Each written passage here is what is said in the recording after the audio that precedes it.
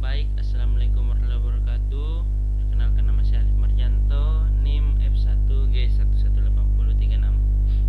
Di sini saya akan membuat video tugas final saya yang berjudul Sistem Operasi Lanjut. Baik, kita langsung aja ke materinya. Yang perlu kita ketahui yang pertama yaitu apa itu sistem operasi. Sistem operasi adalah perangkat lunak sistem yang mengatur sumber daya dari perangkat lunak dan perangkat keras, serta sebagai daemon untuk program komputer. Tanpa sistem operasi, pengguna tidak dapat menjalankan program aplikasi pada komputer kecuali program. Oke. Di sini ada beberapa materi yang akan saya jelaskan pada video ini, yaitu diagram graf dan bounded buffer. Oke. Di sini sebuah sistem komputer terdiri dari berbagai macam sumber daya atau resource seperti fisik, yang kedua logik, yang ketiga sistem aplikasi dan sistem aplikasi. Di antara sumber daya tersebut ada yang preemptible dan ada juga yang tidak. Sumber daya ini akan digunakan oleh proses-proses yang membutuhkannya. Mekanisme berhubungan dari proses-proses dan sumber daya yang dibutuhkan dan digunakan dapat diwakilkan dengan graf. Graf adalah suatu struktur diskrit yang terdiri dari vertex di sisi di mana sisi menghubungkan vertex-vertex yang ada. Berdasarkan tingkat kompleksitasnya, graf dibagi menjadi dua bagian, yaitu simple graph dan multigraph. Simple graph tidak mengandung sisi paralel atau lebih dari satu sisi yang menghubungkan dua vertex yang sama. Berdasarkan arahnya, graf dapat dibagi menjadi dua bagian, yaitu graf berarah dan graf tidak berarah.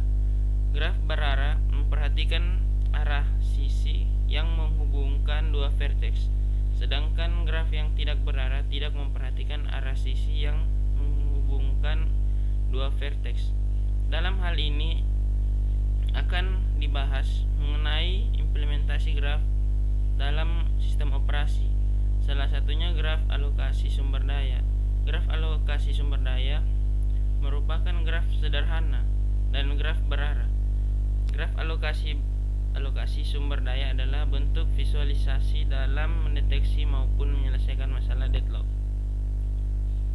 Oke. Di sini dapat kita lihat vertex terdiri dari dua jenis. Yang pertama proses P dan kedua sumber daya R.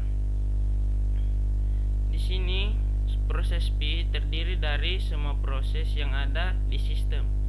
Untuk proses vertexnya digambarkan sebagai lingkaran dengan nama proses.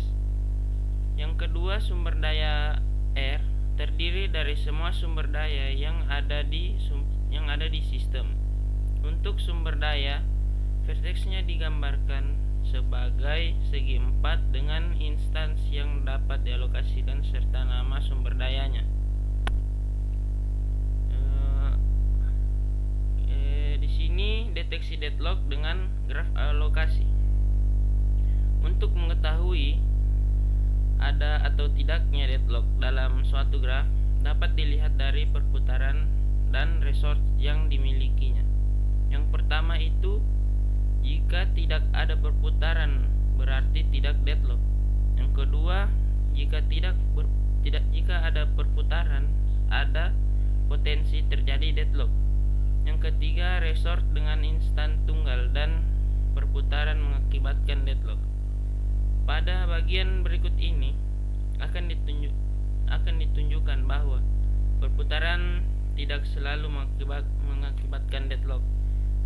Pada gambar graf dengan deadlock ini yang di bawah, yang di layar ini, graf memiliki perputaran dan deadlock terjadi, sedangkan pada gambar tanpa deadlock graf memiliki perputaran, tetapi tidak terjadi deadlock.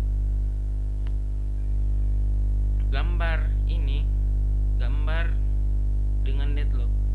Terlihat bahwa ada perputaran dan yang kemungkinan terjadi deadlock, dan semua sumber daya memiliki satu instan kecuali sumber daya R2.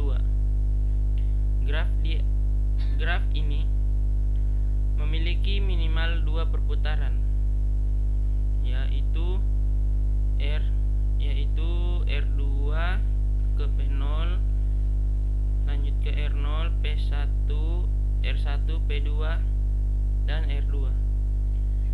Gambar ini menunjukkan beberapa hal sebagai berikut, yaitu yang pertama, P0 meminta sumber daya R0. Yang kedua, R0 mengalokasikan sumber dayanya pada P1. P1 meminta sumber daya dari R1. Yang keempat, R1 mengalokasikan sumber dayanya pada P2. Yang kelima, P2 meminta sumber daya R2. Yang keenam, R2 mengalokasikan sumber dayanya pada P0 dan P1. Yang ketujuh, R3 mengalokasikan sumber dayanya pada P2. Hal-hal tersebut dapat mengakibatkan deadlock sebab P0 memerlukan sumber daya R0 untuk menyelesaikan prosesnya, sedangkan R0 dialokasikan untuk P1. Di lain pihak, P1 memerlukan sumber daya R1, sedangkan R1 dialokasikan untuk P2. P2 memerlukan sumber daya R2, akan tetapi R2 mengalokasikan sumber dayanya pada R3. Dengan kata lain, tidak ada satupun dari proses tersebut yang dapat menyelesaikan tugasnya, sebab sumber daya yang diperlukan sedang digunakan untuk proses lain. Oke, kita lanjut ke materi yang ini, banded buffer. Yang perlu kita ketahui, banded buffer itu adalah suatu struktur data untuk menampung buffer, suatu nilai di mana kapasitasnya tertentu atau terbatas, bounded. Oke. Masalah banded buffer merupakan salah satu masalah yang menerangkan sinkronisasi antara proses-proses yang berjalan secara konkuren untuk mengakses data yang sama. Oleh karena itu, kita banyak mengulang konsep sinkronisasi dalam membahas masalah bounded buffer ini. Yang dimaksud dengan bounded buffer adalah seperti yang tadi yang ini saya jelaskan, yaitu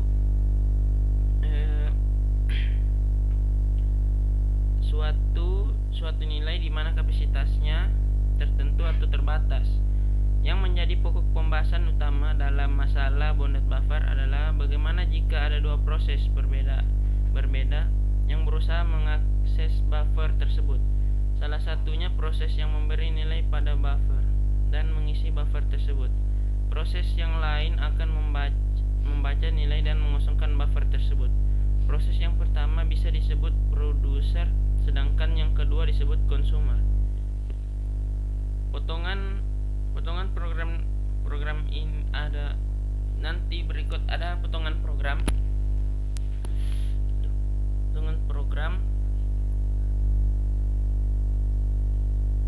yang menunjukkan bahwa produser akan terus mengisi buffer dengan sebuah item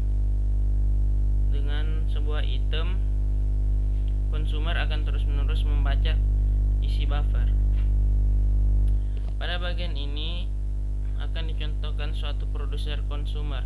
Produser akan menghasilkan suatu barang dan consumer akan mengonsumsi barang yang dihasilkan oleh produser. Baik, dari ilustrasi ini, apa yang terjadi bila ketika produser ingin mengisi sebuah item ke buffer, ternyata buffer sudah penuh karena kapasitasnya terbatas. Apakah produser tetap mengisi buffer tersebut dengan item yang baru sehingga item lama yang belum dibaca konsumer akan hilang. Sebaliknya, bila konsumer ingin membaca item buffer tetapi produser belum mengisi item yang baru ke buffer, apakah konsumer tetap membaca item yang lama 2 kali atau mungkin berkali-kali? Hal yang harus diperhatikan dalam contoh program ini bahwa bounded buffer memiliki batas banyaknya data yang dimasukkan. Barang yang dikonsumsi oleh konsumer terbatas.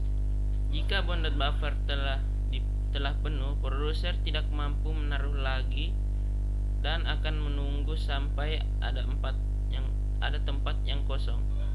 Jika bounded buffer kosong, maka konsumer harus menunggu sampai ada barang yang ditaruh oleh produser.